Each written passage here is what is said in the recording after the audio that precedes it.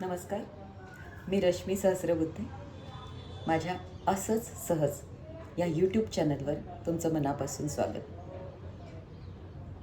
आजचा माझा जो लेख मी वाचून दाखवणार आहे त्याचा विषय आहे जिव्हा आणि शब्द.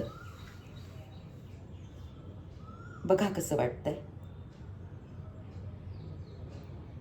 काय झालं, एका छोट्याशा चुकीसाठी ती इतकी संतापली होती आणि संतापाच्या भरात नको नको ते बोलली. अगदी जिव्हारी लागेल असं. समोरची ती तर रडायलाच लागली. त्यावर सुद्धा ती फणकारलीच. एवढं रडायला काय झालंय? कुणाला वाटेल मी मारलंच आहे तुला. उगाच नाटकं करू नकोस हं. पुन्हा जखमेवर शब्दांचे मीठ चोळल्या गेले. शब्दांची जखम आणखीनच भळभळली, खोल खोल रुतली. खरंय, खूपदा असं होतं. वाघबाण तडतड फुलबाजीप्रमाणे सोडले जातात आणि त्याच्या कायमच्या न भरणाऱ्या जखमा करून जातात. म्हणतातच ना, शारीरिक मार 2 दिवसात बहुतेक संपून जातो किंवा त्या जखमा फार फार तर 8 दिवसात भरून येतात. व्रण राहतात कदाचित, पण ते तितकेसे त्रासदायक नसतात. पण शब्दांचे मार, शब्दांचे बाण लवकर विसरताच येत नाही आणि कधी कधी कदाचित आयुष्यभर सुद्धा विसरता येत नाहीत. खूप दुखावून जातात ते शब्द. म्हणूनच आपल्याला ना लहानपणापासून वडील मंडळींनी शिकवलेलं असतं, राग आले की आकडे मोजा. काय होतं हे आकडे मोजल्याने?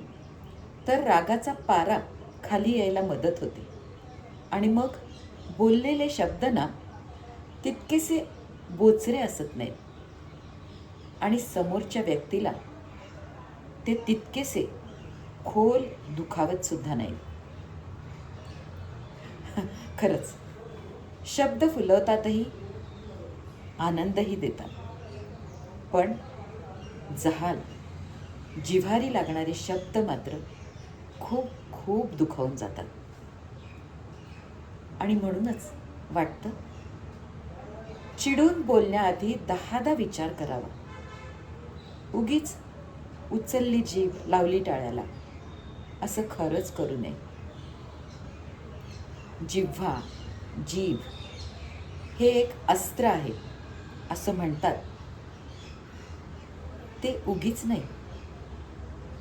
जिव्हेमुळे जिव्हाळा पण निर्माण होतो आणि जिव्हेमुळे जिव्हारी वाघबाण पण लागतो. किती छान शब्द आहेत ना हे आपल्या मराठीत.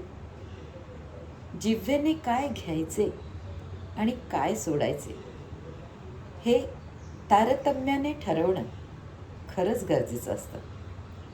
आणि ते तारतम्य जर एकदा साधलं तर मग आनंदी आनंदच, नाही का? काय वाटलं तुम्हाला? मला नक्की तुमच्या कमेंट्स करून नक्की कळवा. आणि आवडलं असेल तर लाईक करा, शेअर करा आणि सबस्क्राईब केलं नसेल चॅनल तर सबस्क्राईब पण करा. धन्यवाद.